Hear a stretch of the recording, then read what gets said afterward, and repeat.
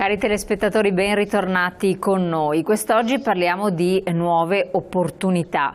Nuove opportunità e anche molto importanti per il nostro Paese, ma in modo particolare si aprono per le realtà imprenditoriali del nord-est, del Veneto in particolare, ma non solo, basta saperle cogliere nel modo più consono. Abbiamo visto che l'Iran entra tra i paesi, a pieno titolo a questo punto, tra i paesi molto appetibili e interessanti per aprire trattative commerciali per i nostri prodotti, per i servizi, insomma per tante altre iniziative. Bisogna cogliere quali sono i bisogni di questo Paese, sembrano essere anche parecchi.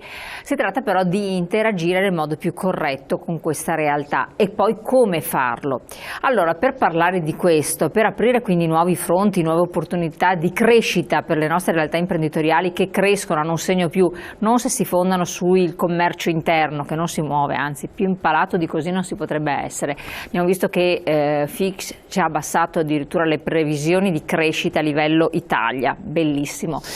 PIL invece che 0,8 e 0,6, insomma non siamo certo messi bene, ma crescono se si danno all'export e allora bisogna approfittarne il più possibile, dove questo è possibile fare, perché tanti altri mercati si sono chiusi o ai noi si stanno chiudendo. Renzo Fornasiero, ben arrivato qui con noi, Consorzio di Imprese For Export Padova. Vi state occupando in modo importante proprio dell'Iran, con l'Iran, per aiutare, coadiuvare queste aperture, queste trattative delle nostre realtà imprenditoriali, in modo particolare del Veneto, poi Padova è un po' una capitale nevralgica delle aziende di vario tipo, con questo paese. Allora, innanzitutto vorrei che spiegasse ai nostri telespettatori l'Iran cos'è adesso in questo preciso momento, che cosa presenta. Immagino abbiate già fatto delle missioni di ricognizione, in modo che sia comprensibile anche a coloro che magari sono imprenditori, ci ascoltano, sono i nostri fedeli, che cosa può essere questo paese. Beh, diciamo, noi abbiamo seguito anche molti altri paesi, abbiamo aperto dei focus su altri paesi, nel senso che come consorzio di piccole aziende, per piccole aziende intendo quella dimensione media di imprese che vanno dai 15 ai 50 dipendenti, dai 5 ai 10, 15 milioni di euro di fatturato. Ecco, questa è la nostra dimensione media di aziende. Comunque spalmate, di tutto rispetto, insomma, di tutto rispetto, che... perché 100 aziende che fanno 10 milioni di euro fatturato fa comunque 1 miliardo, insomma, con tassi di esportazione, con percentuali di export che superano quasi sempre il 50 e il 60% del fatturato. Quindi è una realtà che diciamo in termini aggregati si avvicina ad aziende molto più famose, molto più blasonate, che sono anche qui nella nostra provincia. Però, casomai poi ci torniamo, non è che la quantità faccia anche la qualità, mi spiego meglio, nel senso che molto spesso le singole aziende, proprio perché sono piccole aziende, non sono in grado di affrontare in modo adeguato determinati paesi, determinate realtà. 2 anni fa abbiamo fatto un analogo convegno sul Brasile, quando era di moda il Brasile, quando il paese era in piena espansione economica, e abbiamo fatto, mi ricordo a dicembre del 2014, un convegno molto partecipato perché abbiamo avuto più di 130-140 aziende partecipanti.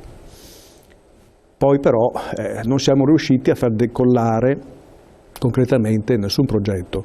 Però il Brasile è anche crollato terribilmente. Il Brasile giustamente è anche crollato economicamente, ha avuto meno 0,1%, quindi sostanzialmente una stabilità nel 2014, e nel 2015 è andato giù il PIL del 3,8%, e noi che stiamo lì, come diceva lei, a rosicchiare il 0,7, 0,8, il 0,9%, un giorno no?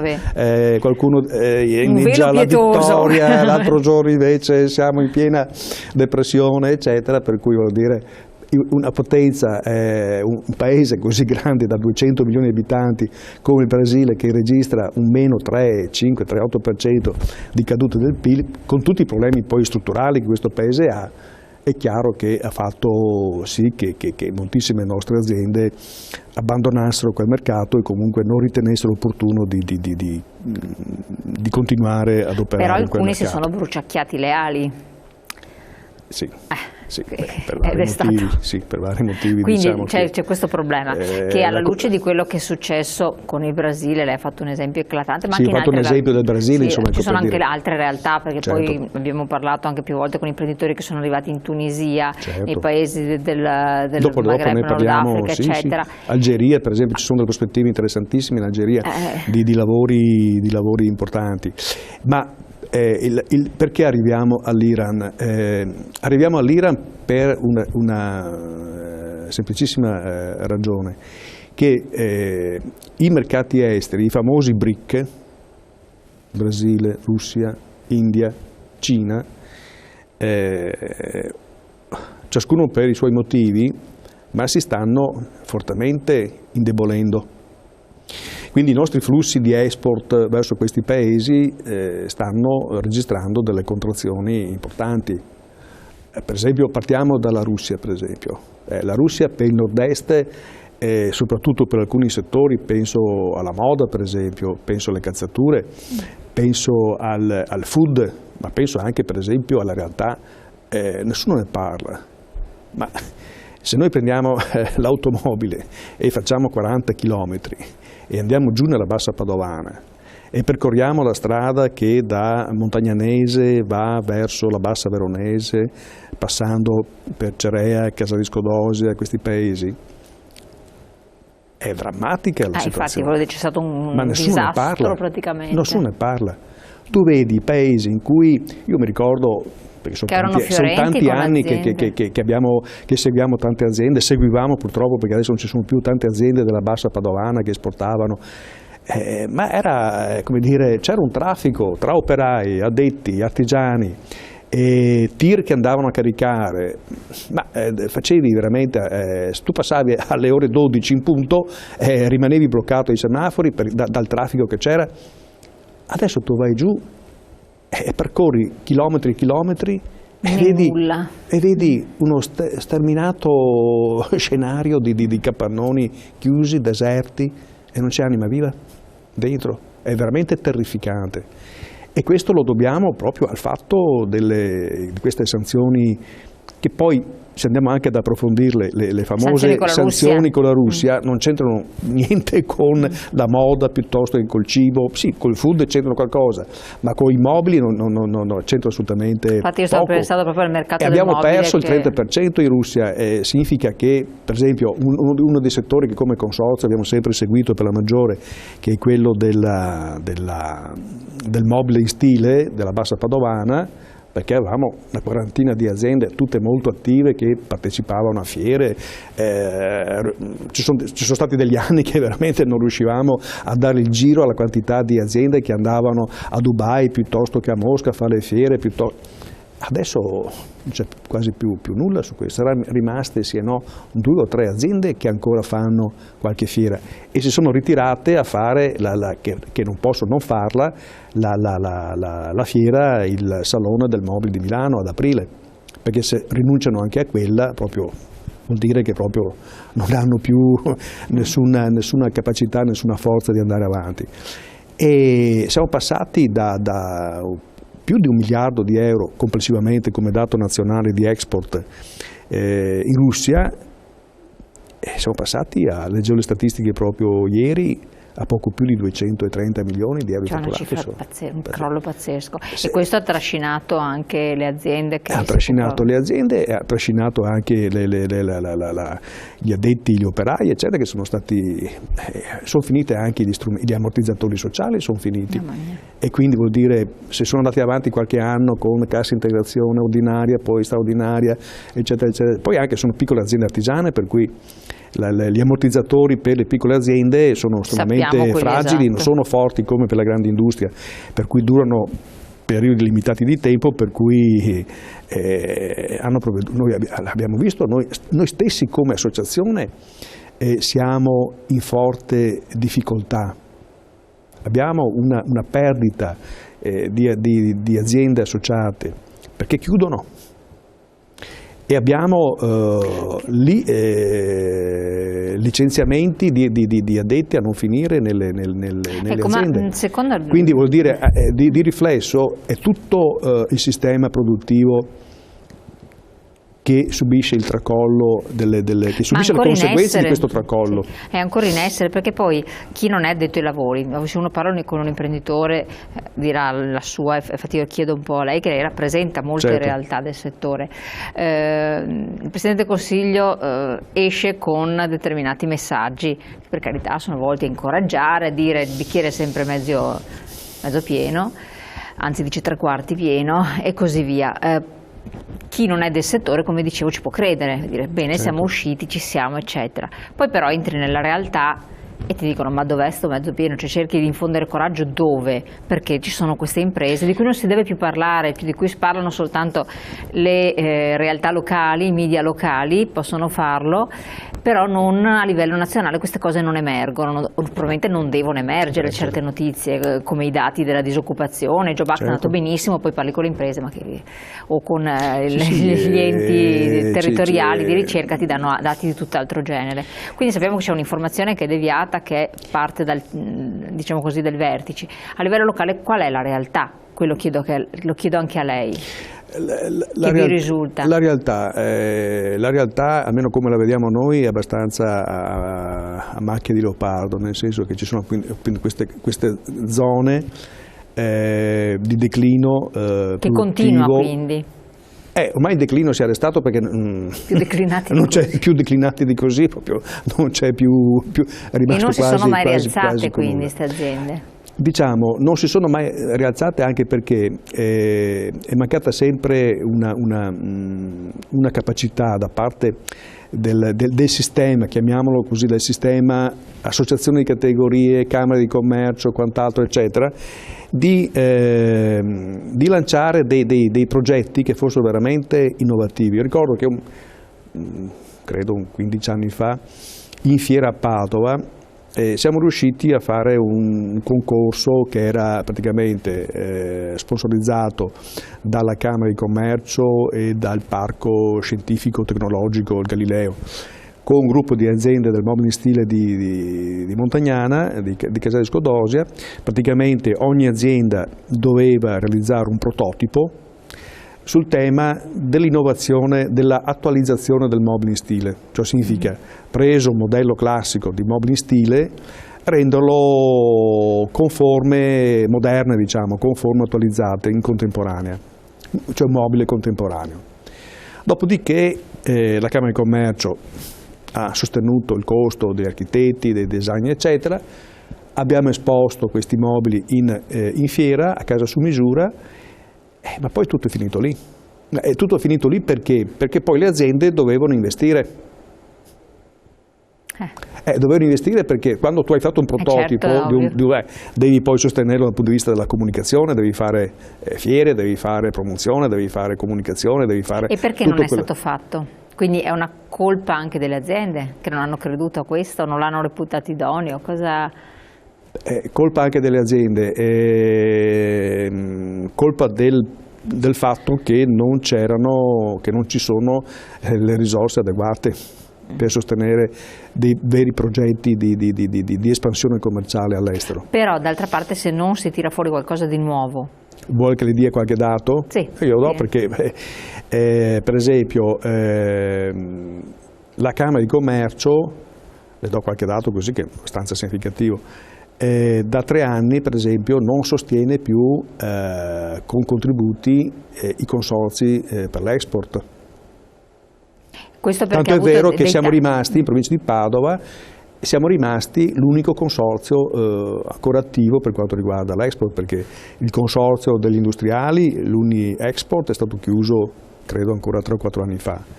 Il consorzio Padova Export dell'Unione Provinciale Artigiani è stato messo in liquidazione quest'anno, l'anno scorso, e noi siamo ancora attivi, però abbiamo grossi problemi perché praticamente qual è la nostra, diciamo, la nostra mission?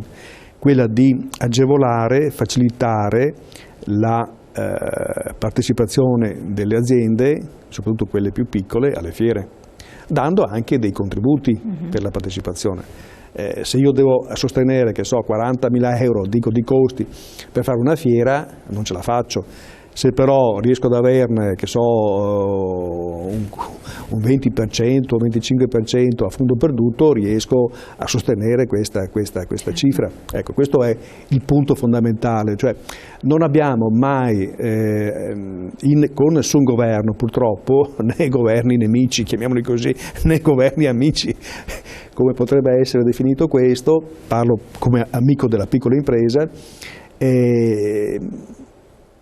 non lo so, se non ci credano, ma io sono un anziano ormai del settore della promozione dell'export, le risorse stanziate sono sempre state estremamente contenute. Parliamo del famoso piano straordinario per l'export. Certo. Ecco, 2015, 2016 e 2017. Proprio per spiegare a chi ci ascolta, sì. Queste risorse stanziate, poi tra l'altro le Camere di Commercio ribadiscono che hanno avuto dei tagli anche loro, vabbè. No, dopo ci arriviamo a questo. Infatti, cosa avrebbero dovuto servire? Cioè, stanziano risorse per sopportare che cosa? Per supportare soprattutto dei processi di aggregazione tra aziende. Allora, un'azienda che ha matematicamente dimostrato, scientificamente dimostrato, che un'azienda che ha dai 10 ai 15 dipendenti, in cui abbiamo la figura classica, perché più o meno è questa la realtà nostra, è inutile che immaginiamo qualcosa che non c'è, è questa la nostra realtà. Abbiamo l'artigiano titolare di impresa, non dimentichiamo il fatto che il 97% del tessuto imprenditoriale veneto e italiano è costituito da imprese, piccole imprese, okay. Quindi questa è la nostra realtà, è inutile che immaginiamo uno scenario che non c'è, questa è la nostra realtà.